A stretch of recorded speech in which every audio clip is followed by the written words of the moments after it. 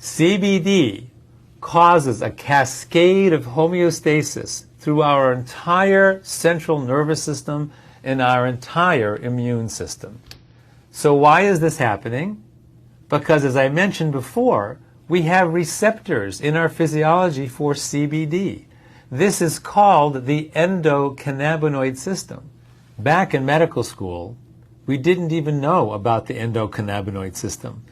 It was only discovered in the 1990s by Dr. Raphael Mechoulam from the Hebrew University in Israel, where an amazing amount of incredible biomedical technology and innovations are coming from that tiny little country.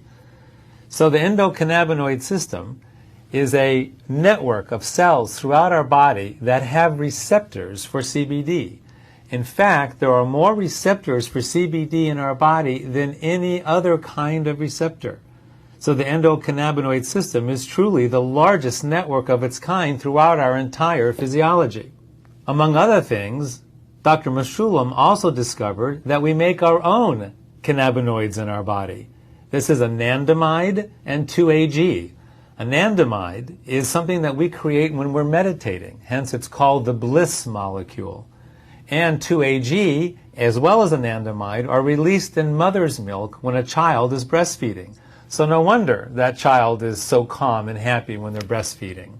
Those two compounds are also associated with a runner's high. You know, that point when you're running and suddenly you're in bliss, you kind of break through the wall and now you just feel wonderful. Those two are natural cannabinoids that our own bodies make and bind to our CBD receptors.